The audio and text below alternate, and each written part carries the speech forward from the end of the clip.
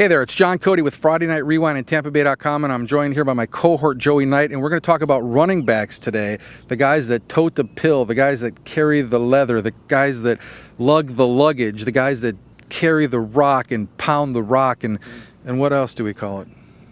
Ball carriers. Oh, that too.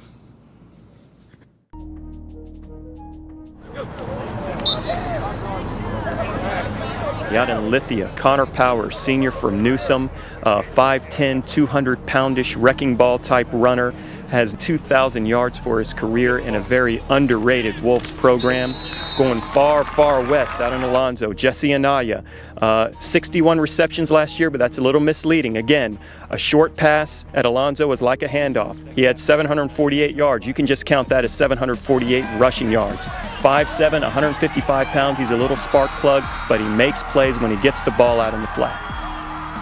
Joey, Pinellas County has its share of good running backs this year, but the best of the group might be Alton Taylor at Countryside. He played last year behind 1,000-yard rusher Dorrance Roberts. He's going to step into the leading role this year, playing behind an offensive line that is very big, very experienced, probably the strength of the Countryside team.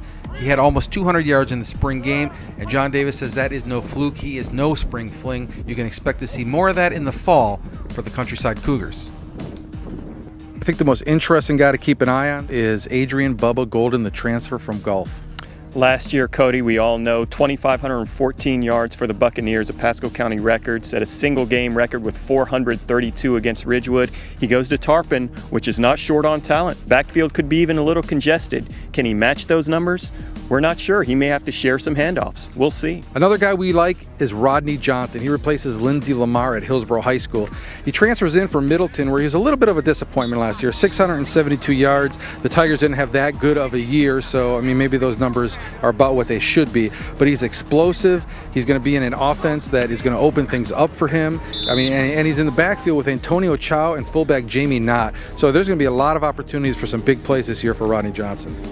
McLeod had a very good junior season. He had 1,245 yards and 13 touchdowns, including 6 100-yard games. Bob Enriquez said that this was a guy that clearly emerged in the spring as a legitimate college recruit. And he's got a great fullback in the backfield blocking for him named Hunter Joyer, a Division I prospect who transferred in from Wesley Chapel. Hank McLeod could have a 1,500-yard season. Dare we say 2,000?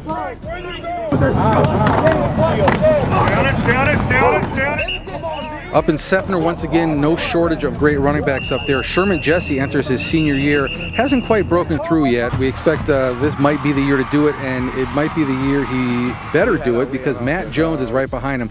The sophomore has been getting a lot of attention this summer. Coach Sean Callahan says he might be the best player that Armwood has ever had. He's a man-child. He looks college ready. He had 3 touchdowns in 2 playoff games last year, and he's a guy that despite the spread offense, despite passing more, is going to have a huge 2009. Tevin Drake, since his freshman year, when he had 800 yards, has been a star up there. I mean, a lot of people haven't heard of him. Miami's interested in him, but he's a guy that has 2,000-yard capability. The great thing about Tevin Drake, he's got a great complementary player in the backfield with him named Antoine Story. So offenses obviously cannot load up on Tevin Drake, and I think that's what makes him so effective.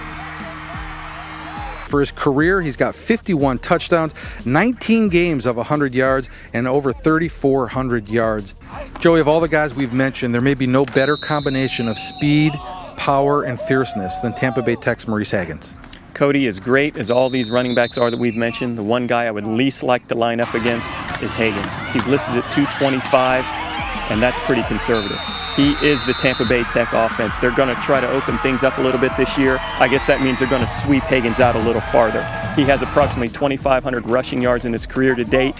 He is committed to the University of Miami. He is a beast.